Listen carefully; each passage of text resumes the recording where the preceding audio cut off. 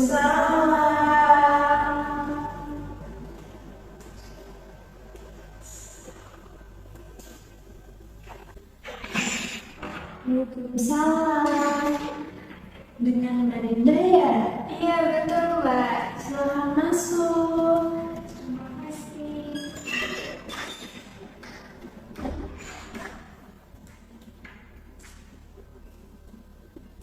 Baik Mbak, silahkan duduk. Duduk di kursinya juga boleh, di situ juga boleh.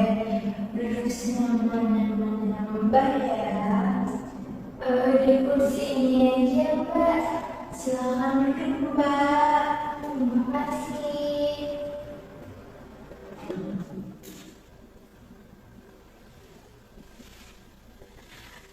Baik, bagaimana kabar Marinda hari ini? Alhamdulillah kabar saya baik Mbak. Alhamdulillah. Gimana tadi di perjalanan? Sehat atau bagaimana? Alhamdulillah perjalanan tadi lancar sih Mbak. Alhamdulillah. Sebelumnya izinkan saya memperkenalkan diri terlebih dahulu. Jadi nama saya Belajar Kamila. Di sini saya sebagai konselor. Kalau boleh tahu nama Mbak siapa ya? Nama saya Dinda Azahra Mbak. Kira-kira bisa saya panggil apa? Dinda aja boleh. Baik, Mbak Dinda ya. Kalau boleh tahu Mbak kesini dapat informasi dari siapa ya? Informasi mengenai konseling ini saya tahu dari media sosial Mbak. Media sosial. Berarti Mbak datang sini dengan secara sukarela atau rekomendasi dari teman? Kebetulan sukarela sih Mbak. Alhamdulillah sukarela. Apakah Mbak pernah mengikuti proses konseling individual seperti ini sebelumnya? Kebetulan ini pertama kali sih Mbak. Alhamdulillah. Baik, terima kasih Mbak sudah memilih saya untuk menjadi konselor pertama Mbak. Karena Mbak pertama kali untuk melakukan proses konseling individual seperti ini, izinkan saya untuk menjelaskan beberapa hal terkait proses konseling individual seperti ini supaya persepsi kita bersama. Jadi proses konseling individual ini kegiatan yang dimana ada konselor dan klien, dimana saya sebagai konselornya dan Mbak sebagai kliennya. Kemudian fokus saya di sini itu untuk membantu Mbak dan menghadirkan Mbak. Lalu yang kedua itu ada asas-asas yang perlu kita taati bersama. Yang pertama itu ada asas kerahasiaan, yang dimana asas kerahasiaan ini apapun yang Mbak ceritakan kepada saya akan merahasiakannya karena sudah menjadi bagian dari tugas saya dan saya juga sudah disumpah konselor Mbak. Lalu yang kedua itu ada asas kesukarelaan. Jadi Mbak datang ke sini dengan sukarela. Iya, sukarela Mbak. Alhamdulillah Mbak datang ke sini dengan sukarela. Lalu yang ketiga itu ada asas keterbukaan.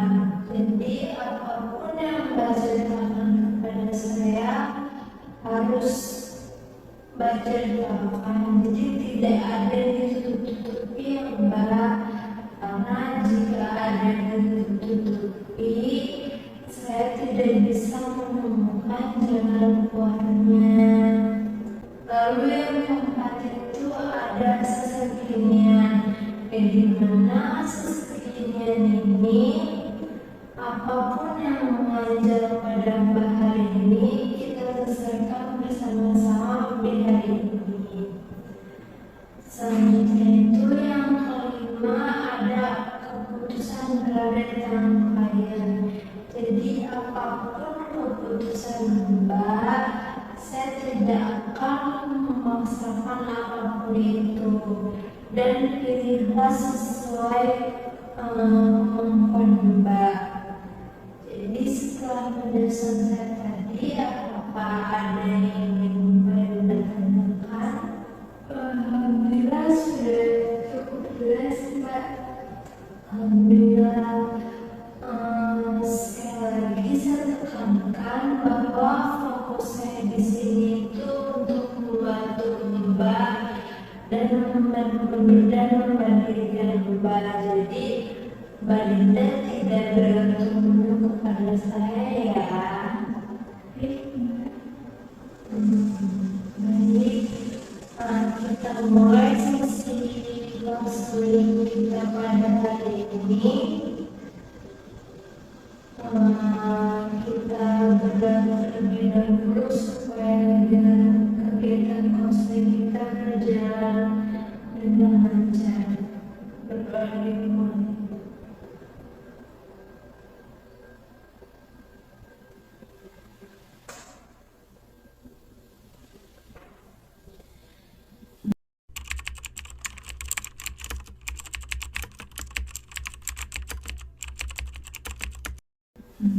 Baik, kira-kira apa yang Mbak Linda ceritakan kepada saya pada konseling kita pada hari ini? Jadi gini Mbak, saya kan ikut komunitasnya ini cukup lumayan bagus, tapi saya kadang suka merasa kalau ngobrol sama teman baru itu suka canggung. Kira-kira sama apa ya Mbak? Saya itu orangnya kaku gitu Mbak, sebenarnya nggak bisa mulai topik duluan dengan orang baru. Saya juga merasa kayak nggak bisa so asik gitu. Kemudian energi sosial saya juga cepat habis. Jadi Mbak Dinda ini susah buat mulai pembicaraan ke orang baru ya? Iya Mbak, betul. Kira-kira apalagi yang bikin ganjel di hati Mbak? Kemudian saya juga minder sama teman-teman komunitas saya Mbak, karena teman-teman komunitas saya itu saya rasa pada jago ngomong dan lain-lain, kayak mereka tuh punya passionnya sendiri masing-masing, sedangkan saya ngerasa gak punya gitu. Kenapa Mbak Linda bisa sampai ngerasa gak punya passion itu ya? Saya juga gak tahu Mbak kalau bisa merasa seperti ini, karena emang dari dulu itu gak pernah excited buat ngerjain suatu hal. Kayak orang-orang ada yang memiliki hobi olahraga, hobinya masak, dan lain-lain. Saya merasa gak punya aja gitu Mbak. Apa Mbak Dinda waktu dulu pernah ngelakuin suatu hal yang sering Mbak Dinda lakuin? Apa ya? Contohnya itu kayak Mbak Dinda dulu suka foto-foto gitu untuk mengabadikan setiap momen, atau Mbak Dinda dulu suka berkebun untuk merawat tanaman, atau Mbak Dinda suka menulis. Oh iya benar, dulu sempat punya hobi baca sih sama nulis, tapi nggak tahu kenapa ya sekarang jadi malas banget baca sama nulis. Padahal saya rasa bisa dikembangin lagi. Pokoknya kayak gitu deh. Jadi kayak ngerasa kehilangan kesempatan dan merasa ketinggalan jauh dari teman-teman lain. Waktu dulu saat menjalankan hobi nulis, apakah Mbak merasa tertekan atau happy atau bagaimana? Excited banget sih waktu dulu tuh baca sama nulis itu hobi saya banget. Tapi saya sekarang merasa udah gak puitis lagi, malah senangnya asik scroll TikTok. Jadi Melinda sekarang lebih milih menghabiskan waktunya untuk scroll TikTok ya? Iya betul Mbak. Sebenarnya kan Melinda bilang waktu dulu itu gak merasa excited dalam apapun, tapi Melinda ngomong Mbak merasa excited untuk melakukan baca atau menulis. Jadi yang benar itu yang mana ya Mbak? Iya Mbak, dulu saya merasa excited banget dari hobi saya. Biasanya waktu Mbak ngelakuin menulis itu saat Mbak merasa bahagia atau bagaimana? Selagi ada mood nulis gitu aja sih Mbak. Oh, kira-kira untuk mencari mood nulis itu Mbak melakukan hal apa? Saya bisa nulis saat keinget suatu kenangan yang berkesan buat saya. Jadi langsung ada ide aja gitu. Cuma dulu saya sempat kembangin ide saya lewat nulis di Wattpad aja Mbak. Itu bagus sekali Mbak. Kira-kira Mbaknya kenapa nggak lanjutin lagi buat kembangin ide Mbaknya dari Wattpad itu? Waktu dulu orang yang bisa nilai bagus dari tulisan saya itu kan teman saya ya Mbak. Teman saya ini tuh suka baca banget. Dia juga sempat bilang kalau cerita di Wattpad itu saya lumayan. Terus karena kita udah gak bareng lagi sekolahnya, kebetulan saya Diman dan dia mondok, saya jadi jarang nulis Mbak. Paling nulis di diary aja, gak lanjutin cerita di Wattpad. Soalnya jadi inspirasi saya juga udah pergi Mbak. Yang jadi inspirasi Mbak itu kira-kira pergi karena kenapa ya Mbak? Mungkin karena ada kesalahpahaman kali ya, dan emang bukan takdirnya juga. Selain orang tersebut juga orang tua, teman-teman, saya juga ikut andil jadi bagian inspirasi Mbak. Kalau orang tua sama teman-teman Melinda ikut Anda jadi inspirasi juga, kenapa Melinda gak lanjutin buat nulis lagi? Mungkin dari sisi kehidupan saya yang Mbak, dari hubungan keluarga itu sebenarnya komplikated banget. Dimulai dari masa-masa SMA saya, itu benar-benar diuji dari segi mental, yang dimana mental anak SMA yang masih labil dan gak merasa punya tempat pulang di rumah. Mungkin disitu saya kehilangan semangat buat nulis lagi Mbak, karena sesuai apa yang saya bilang tadi, keluarga juga salah satu tempat inspirasi saya dan yang paling banyak andil. Terus saya juga merasa udah gak ada waktu juga sih Mbak. Jadi Melinda ini punya hobi yang luar biasa ya.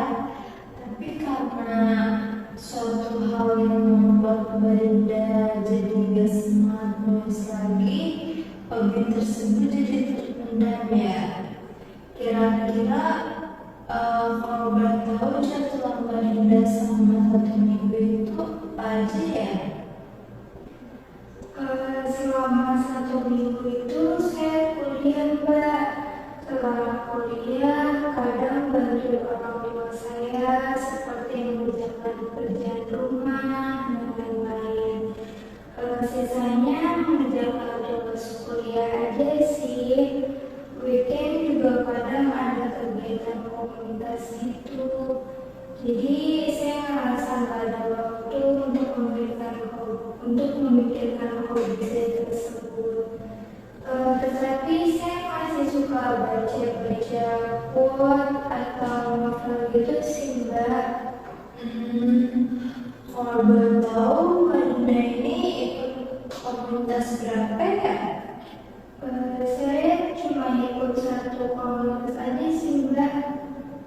Oh, ikut satu komunitas saja. Apakah Mbak Dinda ikut komunitas tersebut karena sendiri atau karena hal lain? Kebetulan karena keinginan saya sendiri Mbak.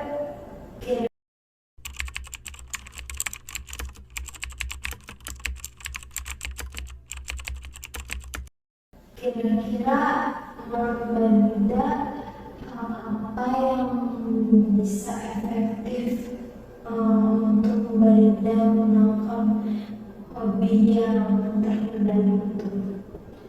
Mungkin saya bisa bercerita tentang hari-hari saya di buku diary saya. Dengan hal seperti itu mungkin saya bisa lanjutkan untuk menulis lagi Mbak. Benar efektif. Iya, insya Allah Mbak. Baik, kita coba ya Mbak Dinda selama 1 minggu ini Mbak Dinda bisa ceritakan hari-hari Mbak Dinda di dalam buku diary tersebut. Kemudian nanti Mbak Dinda bisa kabarin ke saya saat sedang menulis di buku diary tersebut.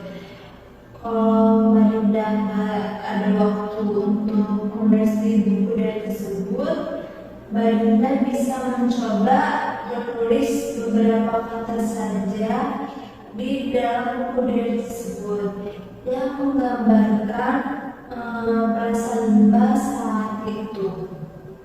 Baik Mbak, akan saya coba untuk menulis di diary lagi. Baik Mbak, nanti pertemuan berikutnya dilakukan di jam yang sama dan di hari yang sama ya Mbak, untuk melihat progres kita selanjutnya. Dan jika ada yang perlu dievaluasi, bisa kita evaluasi bersama-sama. Baik Mbak.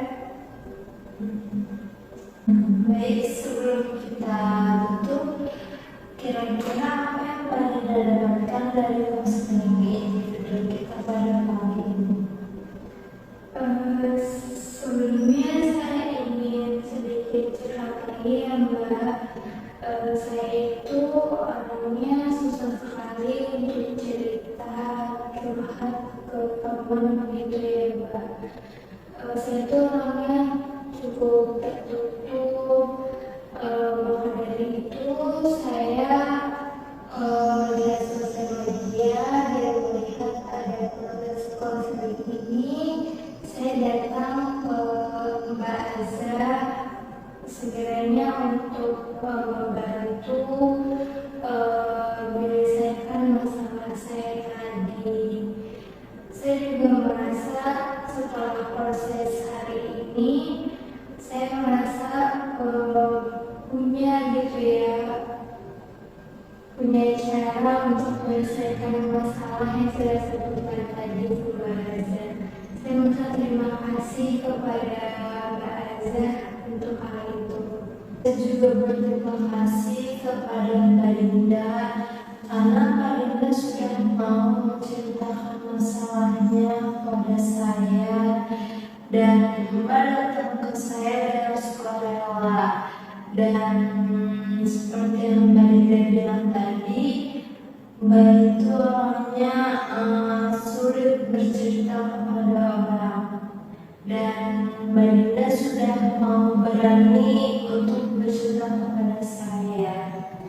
Dan saya juga ucapkan luar biasa kepada Mbak Dinda karena Mbak Dinda sudah mau tetap stay di dalam komunitas tersebut, yang dimana Mbak masih merasa tidak percaya diri dan Mbak masih mau belajar untuk berkembang dengan teman-teman di komunitas tersebut.